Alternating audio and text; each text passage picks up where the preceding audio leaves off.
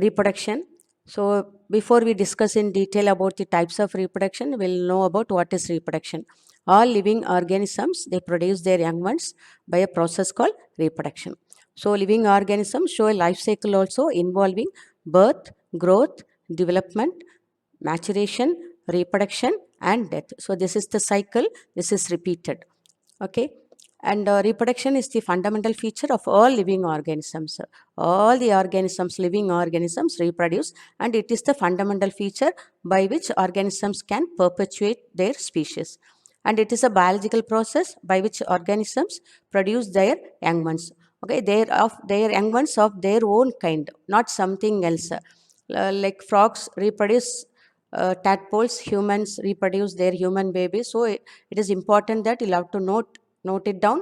Reproduction is a process by which organisms produce their young ones, that is, young ones of their own kind. The young ones grow and mature to repeat the process. Organisms exhibit two major modes of reproduction, namely asexual and sexual reproduction. So this is all you have learnt, must have learnt in your lower classes. So we shall discuss about these reproduction, sexual and asexual, in detail. So the types of reproduction, it may be by a single parent without the involvement of gamete formation is asexual. So name itself tells us that asexual, no gametes. Okay, so absence of sexual, that is gametes, are sex cells, which is called asexual reproduction. So offsprings produced are genetically identical. You cannot differentiate. Okay, there will be no, they all look alike. We cannot find out variation. They all like same, similar in every respect. So reproduction by a single parent without the involvement of gamete formation is asexual reproduction, and the offsprings produced are thus genetically identical. Asexual reproduction, it is usually by amitotic or mitotic division of the somatic or body cells. So somatic or body cells divide, okay, either by amitotic division or mitotic division. Hence it is also known as somatogenic or blastogenic reproduction. So here amitotic, it refers to nucleus simply divides, but in mitotic division, chromosomes replicate, they double, the number is double, then it divides, nucleus divides. And here amitotic, no chromosomes involved. So it is called amitotic, and mitotic refers to chromosomes also replicate and divide. So asexual reproduction may be by amitotic or mitotic division of the body cells. Okay, somatic or body cells. Here you understand, here no gametes involved, only body cells involved in division. Hence it is also known as somatogenic or blastogenic reproduction.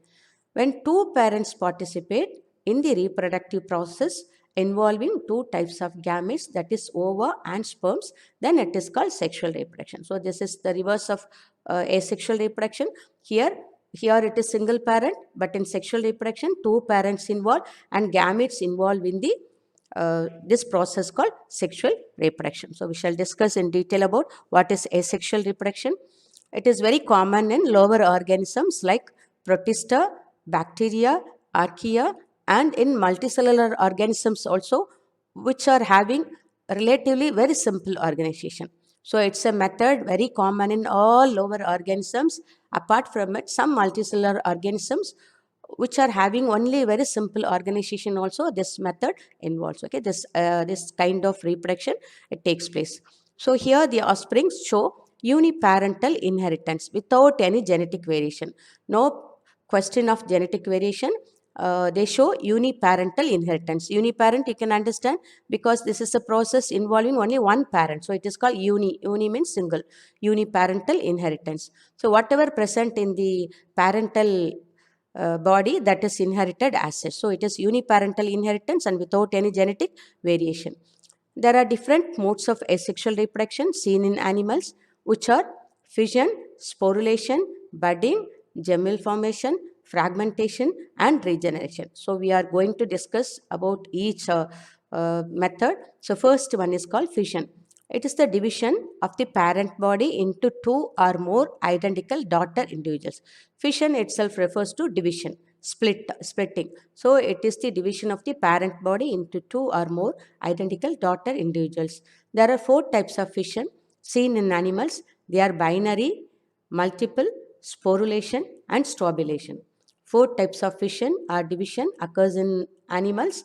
They are binary, multiple, sporulation, and strobulation. So we'll discuss about what each it is, each one about. So in binary fission, as the name refers to it, bi refers to two. So a single parent body divides into two equal halves and are equal or unequal halves, and each half forms a daughter individual. So the nucleus divides first amitotically or mitotically, that is karyokinesis. It refers to division of the nucleus, which is followed by the division of cytoplasm, that is cytokinesis. So kinesis refers to division and karyo refers to nucleus. Likewise here cyto refers to cytoplasm, kinesis refers to division. So each daughter individual must have a nucleus and cytoplasm. For that purpose, both nucleus also divides and cytoplasm also divides. So the resultant offsprings are genetically identical to the parent. They are as such that of their parents. They are very similar as of their parents.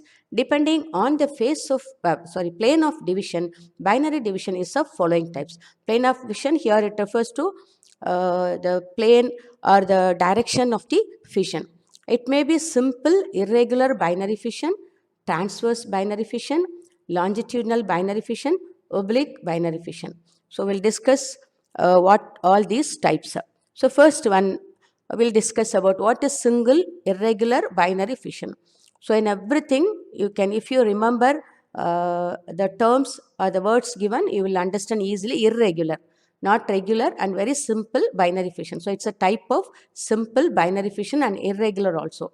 So here we cannot understand the plane or the direction by which the division occurs. So it is very hard to observe. It is seen in amoeba-like irregular shaped organisms where the contractile vacuoles they stop functioning and disappear. So contractile vacuoles first stop functioning and disappear. The nucleoli disintegrate. So the nucleoli disintegrate or disappear and the nucleus divides mitotically. The cell then constricts in the middle, so the cytoplasm divides and forms two daughter individuals. So this is the parent body. So here slowly the changes occur. So it is karyokinesis or nucleus division. Then cytoplasm divides by the constriction in the middle. So the parent body it gives out two daughter cells. So this is about simple irregular binary fission. Here the plane of division is very hard to observe and it is seen in amoeba-like individuals which have irregular body shape. So we shall discuss now about the next one. It is called transverse binary fission. So from the name here also you can understand transverse means that is in the middle, that is crosswise.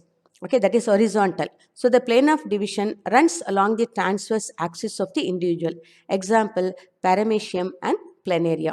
The paramecium, in paramecium, the macronucleus, it divides first by amitosis and the micronucleus divides by mitosis. So paramecium has both macronucleus and micronucleus. Macronucleus divides by amitosis and the micronucleus divides by mitosis. And the division, it occurs in the transverse plane. That is horizontal. Okay. So this is called transverse binary fission. It occurs in paramecium. So we shall move on to next slide. This is called longitudinal binary fission. So it is the reverse of transverse binary fission. Here it occurs longitudinal. The division occurs longitudinally. It occurs in verticilla and euglena. You can understand here. And two daughter individuals are formed. And one only usually will have flagella. The other one produces flagella by the new that is basal granule present. It divides into two and forms this flagellum. So this is all about this. So rest we shall see in the next slide. Thank you. So this is oblique binary fission. In oblique binary fission, the plane of division is oblique. That is neither vertical nor horizontal. It is seen in dinoflagellates. Example, Ceratium. We shall move on to the next slide. It is multiple fission. The parent body divides into many similar daughter cells simultaneously. So multiple, the name itself refers to many. So the parent body divides into many similar daughter cells simultaneously. First, the nucleus divides repeatedly without the division of the cytoplasm. Later, the cytoplasm also divides into as many parts as that of nuclei. So the number of the cytoplasm bits, it corresponds to the number of nuclei. Each cytoplasmic part encircles one daughter nucleus. This results in the formation of many smaller individuals from a single parent organism. If multiple fission produces four or many daughter individuals by equal cell division and the young ones do not separate until the process is complete, then in that case, this division is called repeated fission. That is, the young ones do not separate until the process is complete.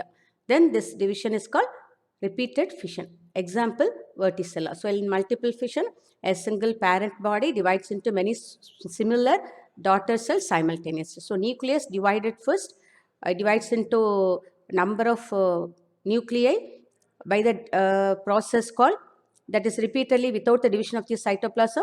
Later the cytoplasm divides into as many parts as that of nuclei.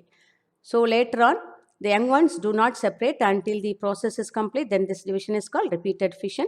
Example, verticilla. So this is about multiple fission in Plasmodium. In Plasmodium, multiple fission occurs in the schizont and in the oocyte stages. These are two stages in the life cycle of Plasmodium.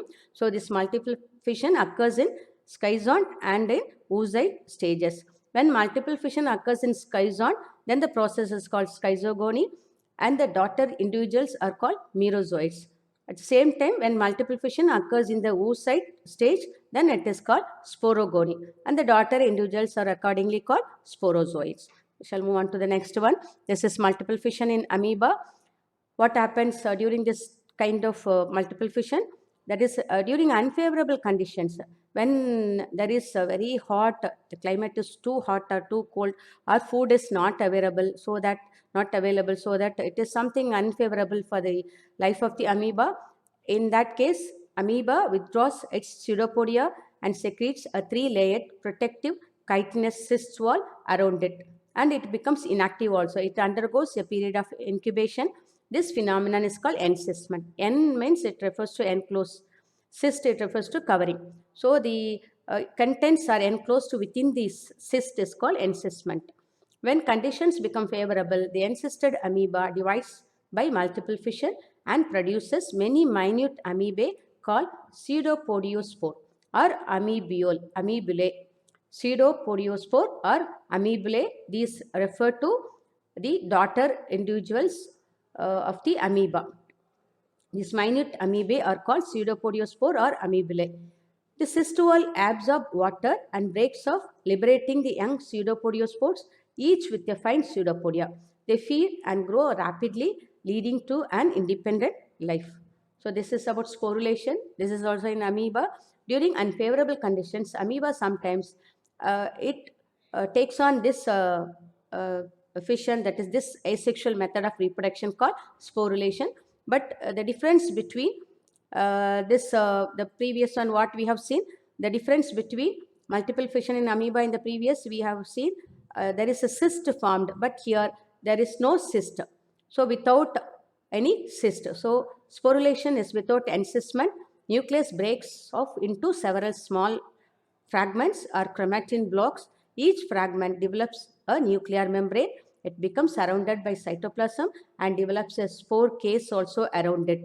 So this is the spore case. So the individual ones, daughter ones coming out of it. So when conditions become favorable, the parent body disintegrates and the spores are liberated, each hatching into young amoeba. So this is about sporulation. This is called strobulation. In strobulation, it occurs in Aurelia. It's a metazoan animal. A special type of transverse fission occurs, which is called strobulation. So in transverse fission, so the parent body divides that is horizontally into or transversely into many smaller bits. So in this process of strobulation, several transverse fissions occur simultaneously, giving rise to a number of individuals which often do not separate immediately from each other. Example, Aurelia. So though they divide into number of bits, they are kept intact. They don't separate immediately. After some time, they get separated to lead an independent life. So this is strobulation in Aurelia, and this is plasmotomy. Plasmotomy is the division of multinucleated parent into many multinucleate daughter individuals. So a multinucleated parent divides into many multinucleate daughter individuals with the division of nuclei. So here nuclear division occurs later to maintain normal number of nuclei. Plasmotomy occurs in Opalina and Pleomyxa, which is a giant amoeba. So this is the other one called budding. So budding occurs in sponges, and we shall discuss even about hydra, where there also budding is it's a method of reproduction. So in sponges, the parent body produces one or more buds, and each bud grows into a young one. So from the parent body, a small bud emerges out, then it gets separated off from the parent body. It leaves an individual sponge. So the in sponges, the buds constrict and detach from the parent body, and the bud develops into new sponge. This is the budding in hydra. When buds are formed on the outer surface of the parent body, it is known as exogenous budding. Example, hydra. Likewise, we shall discuss about endogenous budding also in the next slide. So this is about exogenous body. As the name refers to, it is the bud that develops from the outer surface of the parent body. In hydra, when food is plenty, the ectoderm cells increase and form a small elevation on the body surface. So this is a small elevation which develops into bud. Then not only that, even ectoderm and endoderm are pushed out from the bud. Bud contains an interior lumen also in continuation with parent's gastrovascular cavity. So ectoderm and endoderm also develop, and later on the parental body, that gastrovascular cavity of the parental body, that also extends into the bud. So the bud enlarges, develops a mouth and a circle of tentacles at its free end. At its free end, so tentacles are also formed. Then finally, it separates from the parent body and leads an independent life. And this is about endogenous budding in Nautilus. It refers to number of buds or hundreds of buds also sometimes formed inside the cytoplasm, and many remain within the body of the parent. And later on, they come out and develop into individual organisms. This is called endogenous budding. So difference between exogenous and endogenous is exogenous, it refers to the bud forming from the outside of the outer surface of the organism, but from the within the cytoplasm of the organism, many buds are formed, is called endogenous budding. And this is about gemmule formation. This also, it's a method occurs in sponges. So it refers to, it's a peculiar mode of asexual reproduction which occurs by internal buds called gemmules. A completely grown gemmule is a hard ball consisting of an internal mass of food-laden archeocytes. So this is a sponge. So inside, so it's a hard ball of structure consisting of an inch of food-laden archeocytes. So what happens is, during unfavorable conditions, the sponge disintegrates, but the gemmule can withstand the adverse conditions. When conditions become favorable, the gemmules begin to hatch. So this is